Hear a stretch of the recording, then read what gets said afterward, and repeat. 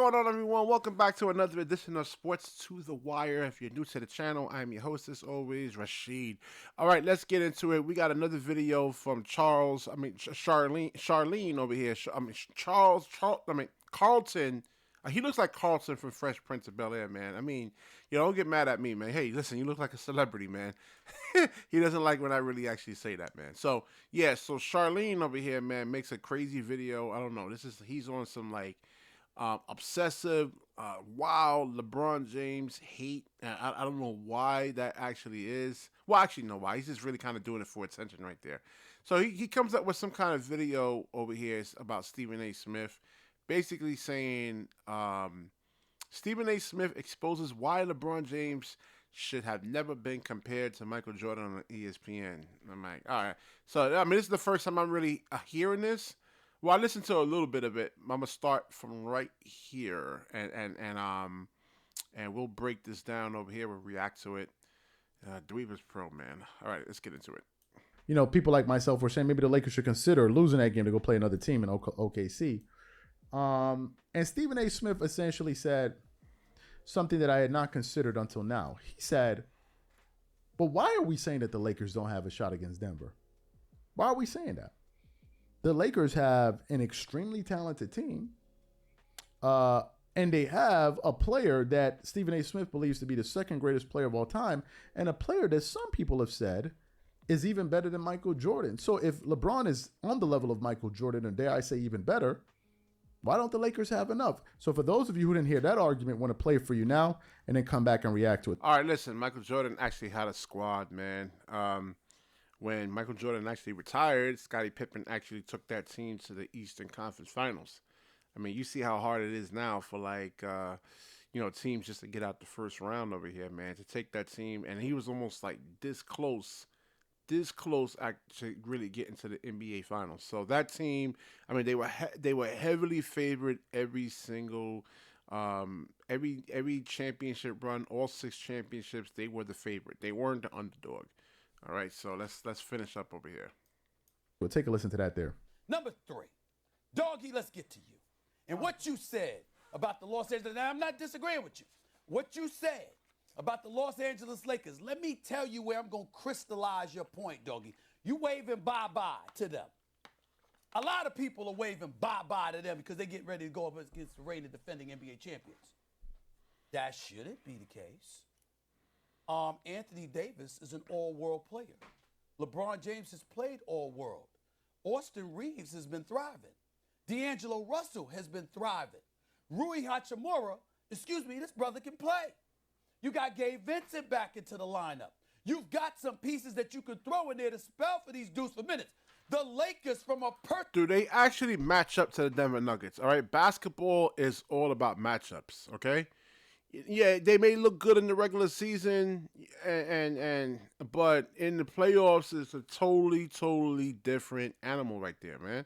So we already know. I learned my lesson back in 2014 that the playoffs and regular season are two totally different seasons right there, man.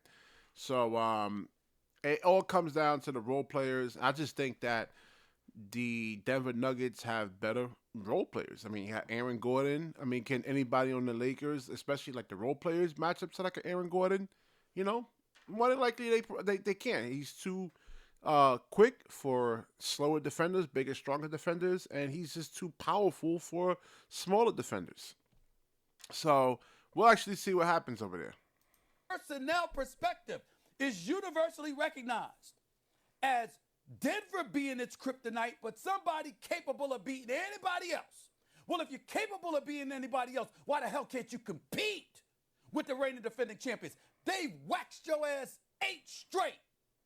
What you gonna do about it? Anthony Davis opened training camp. Am I lying, Wendy? Opened training camp and said, well, something wrong with Stephen A. Smith, man. He said, "Oh, what you gonna do about it?" No. What the team is going to do about it, okay? Basketball is a team sport. This is not boxing, all right? If they double LeBron James and he gives the ball up, their role players who are actually paid to actually space the floor actually has to do their job, man. Nobody's winning a championship by themselves. Denver didn't win a championship by themselves. The Bucks didn't do it, all right? I mean, this is a team sport, okay? This isn't boxing. yo, we want them.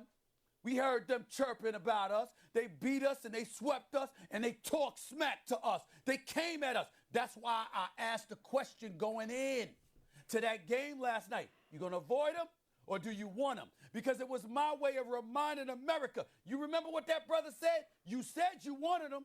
You said they were chirping.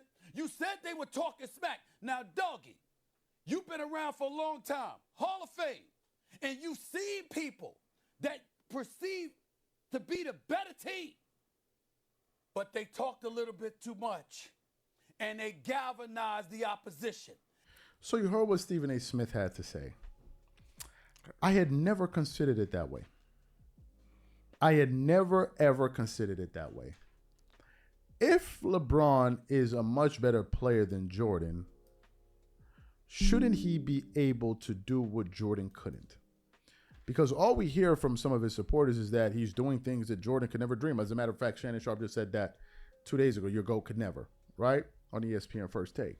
So if he's doing things... Well, I mean, that's obvious. You look at the numbers and the oh my God. Things that Jordan make this video too long. That wasn't capable of doing, then, and you're saying he's better than Jordan, then why can't he beat the Denver Nuggets?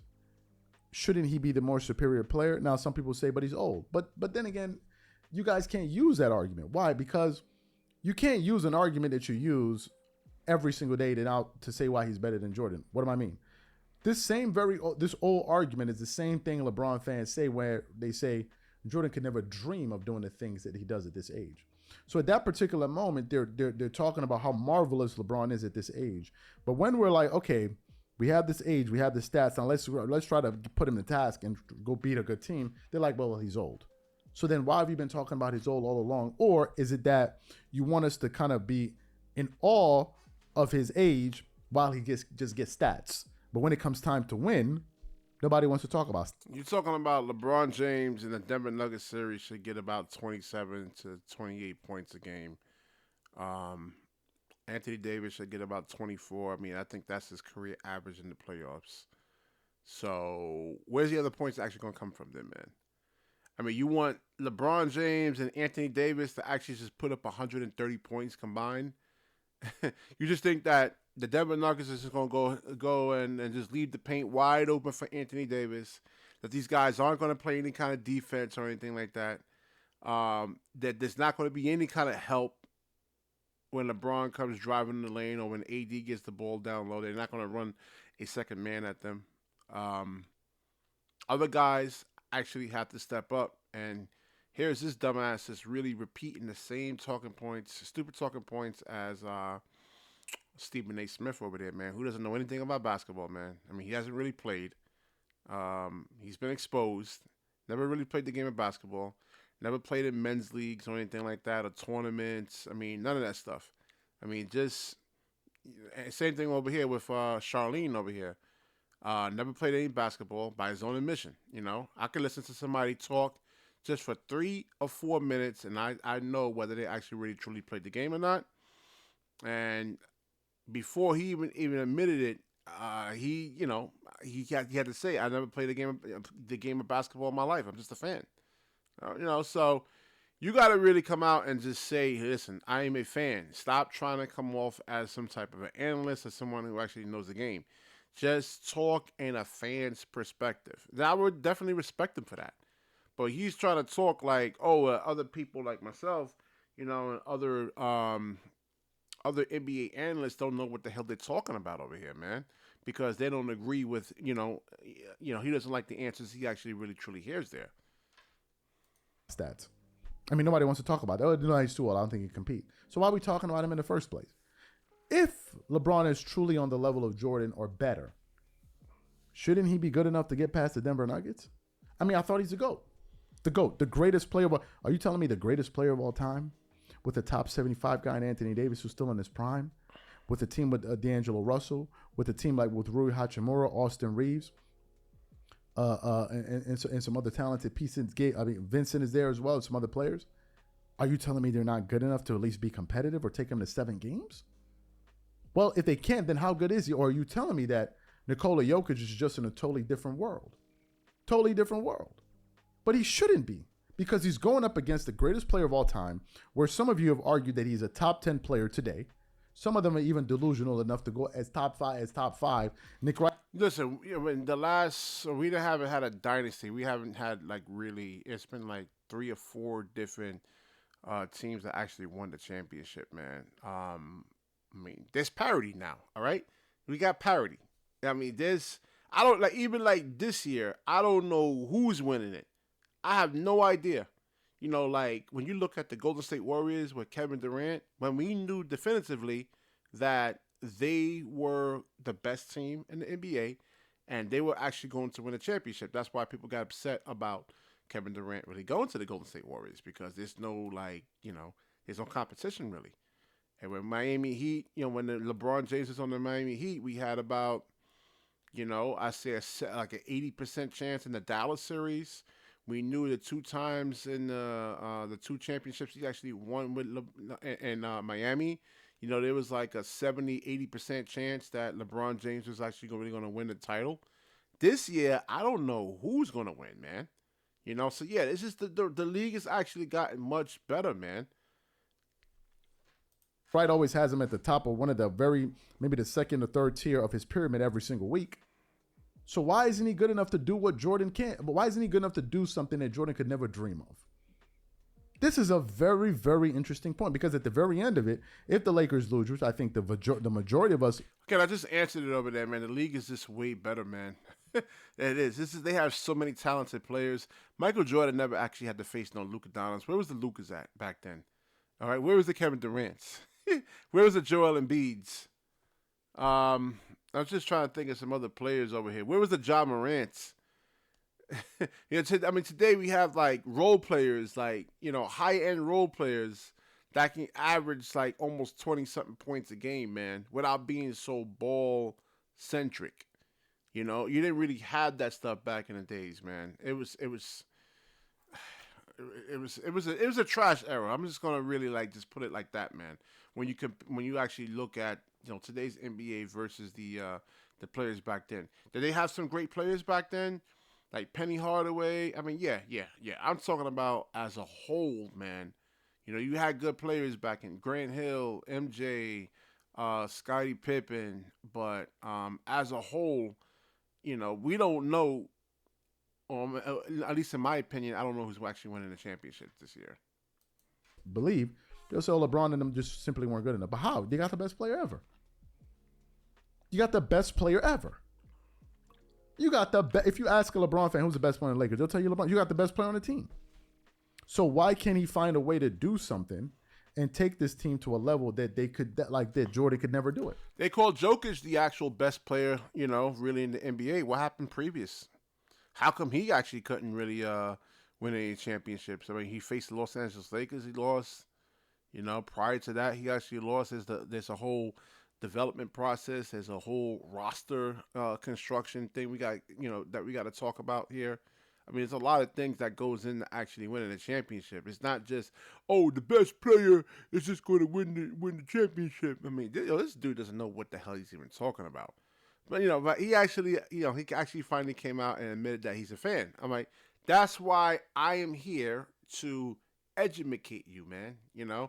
And educate. I know I'm joking around when I say educate. Okay, so just in case your dumbass actually really thinks that, yo, man, you said educate wrong. So, yeah, I mean, this guy. Let me listen to a couple more minutes of what Dreamerspro actually has to say. All you guys do is tell us that Jordan was a shell of himself. He was horrible at age 39. Blah blah blah blah blah blah blah. Well, here's LeBron with an opportunity to do something that Jordan could never do. Could the Washington Wizards beat the Wizards that Jordan was on at age 39? Beat the Denver Nuggets? Hell no. But then at the same time, Jordan had the teammates. He didn't have a top 75 guy in Anthony Davis, did he? As he said, he understands. It's about the team over here, okay?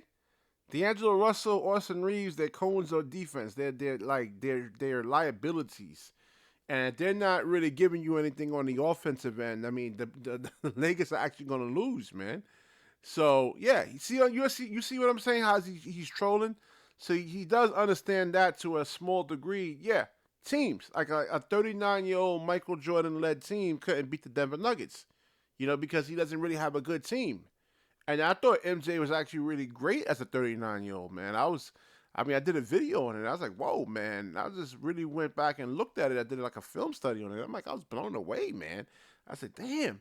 And he couldn't beat no damn Denver Nuggets today. So you need a good squad, all right? You need guys that can actually make shots, and you need guys that can give you, some type of defensive resistance, man. Not to say that you need lockdown defenders, but you need. So, it helps that if you actually have lockdown defenders, but you don't get that all the time. But if you can get guys that can actually give you some defensive resistance, oh yeah, man. Definitely, man. Excuse me, it definitely does help. So why can't he do it now? Matter of fact, I'm gonna ask. Yeah, see how he just contradicts himself. He contradicted himself right there. I'm gonna wrap this up, man. I'm tired of listening to this guy over here, man. Definitely like, comment, subscribe. Certainly share this video. When you share, the universe certainly shares back with you, man. Let's educate the masses out there when it comes to basketball, man. All right, peace out.